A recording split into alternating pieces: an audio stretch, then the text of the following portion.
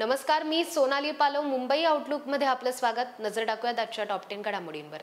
महाराष्ट्र नवनिर्माण सेना विधानसभा निवडणुकीच्या मैदानात पूर्ण ताकदीने उतरणार आहे. त्यासाठी राज ठाकरे यांनी राज्यव्यापी दौरे सुरू केलेत. विधानसभा निवडणुकीत 225 ते 250 जागा लढवण्याची घोषणा राज ठाकरे यांनी यापूर्वीच केली. परंतु आता देवेंद्र फडणवीस यांच्या नागपूरमधून सर्वात मोठा निर्णय राज ठाकरे यांनी जाहीर केलाय.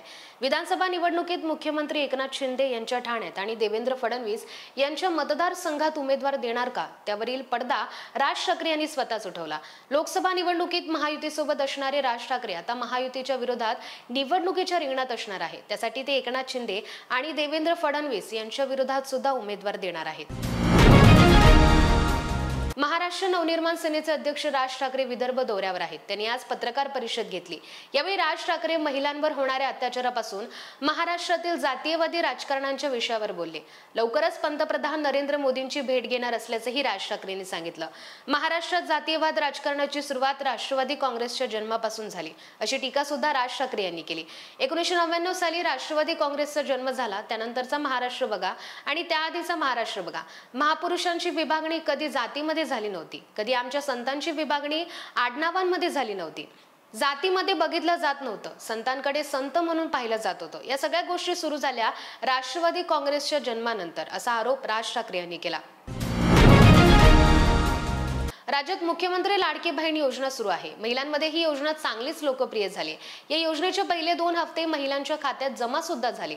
या योजनेसाठी महाराष्ट्र सरकारने कोट्यावधी रुपयांची तरतूद केली. या योजनेसंदर्भात महाराष्ट्र नवनिर्माण सेनेचे नेते राज ठाकरे यांनी प्रथमच भाष्य केलं. लाडकी बहीण योजनेमुळे मतदान होईलच हे सांगता येणार नाही. ही योजना जास्त काळ चालणार नाही. 2-3 महिन्यात ही योजना बंद होईल. सरकारकडे योजनेसाठी पैसे आहेत कुठे? लोकांना असे फुकटचे पैसे नको आहेत. त्याऐवजी तुम्ही त्यांना काम द्या. शेतकऱ्यांना मोफत वीज नको, त्यांना शेतमालाचा भाव हवा आहे. करदात्यांचा हा पैसा आहे, त्यामुळे लोकांना फुकट काही देण्याऐवजी रोजगार द्यावा, असे रोकटोक भाष्य राज ठाकरे यांनी केलं. कोर्टाने बंद करण्यास बंदी घातली, मात्र अत्याचाराविरोधात घराघरात मशाल धगधगत आहे. सरकारमध्ये हिंमत नाही. ते गुन्हेगारांना पाठीशी घालत आहेत. नराधमांना तर शिक्षा झालीच पाहिजे, पण त्यांना पाठीशी घालणाऱ्यांना सुद्धा शिक्षा झालीच पाहिजे. निढावलेलं सरकार आपल्यावर राज्य करते, असं म्हणत शिवसेना उद्धव बाळासाहेब ठाकरे गटाचे अध्यक्ष उद्धव ठाकरेंनी सरकारवर कठोर टीका केली. मुंबईत शिवसेना भवनासमोर उद्धव ठाकरेंनी काळ्या फिती बांधून बदलापूर घटनेचा निषेध व्यक्त केला. या आंदोलनात रश्मी ठाकरे, आदित्य ठाकरे, संजय राऊत उपस्थित होते. बदलापूर येथील आदर्श शाळेमध्ये चिमुकलींवर झालेल्या लैंगिक अत्याचारामुळे संपूर्ण राज्यात संतापाची लाट आहे. या मुद्द्यावरून पालक आक्रमक झाले आहेत. त्यानंतर सरकारने या प्रकरणी दखल घेत SITची स्थापना केली होती. या SITने आपला प्राथमिक रिपोर्ट सादर केला असून यातून धक्कादायक माहिती समोर आली आहे. आरोपी अक्षय शिंदे यांनी एक वेळा नाही तर अनेक वेळा चिमुकलींवर लैंगिक अत्याचार केला आहे. याशिवाय तो कोणत्याही बंधनाशिवाय चिमुकलींपर्यंत पोहोचू शकत होता. त्याला कोणताही अटकाव करण्यात आला नव्हता, असं SIT रिपोर्टमध्ये सांगण्यात आलंय. याच पार्श्वभूमीवर SITने आदर्श विद्यालय या संस्थेवरच पोक्सो कायद्याअंतर्गत गुन्हा दाखल केलाय.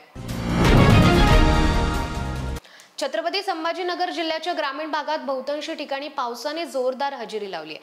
त्यामुळे अनेक ठिकाणी कपाशीसह इतर पीक पाण्याखाली गेल्याने शेतकऱ्यांचं मोठं नुकसान झालंय. शिवाय काही ठिकाणी मका हे उभं पीक आडवं झाल्याने शेतकरी हवालदिल झालाय. कन्नड तालुक्यातील चापानेर परिसरात वादळी वाऱ्यासह झालेल्या पावसामुळे मका पिकाचं मोठं नुकसान झालंय. दरम्यान झालेल्या नुकसानीचे पंचनामे करून नुकसान भरपाई द्यावी, अशी मागणी आता शेतकऱ्यांमधून केली जाते.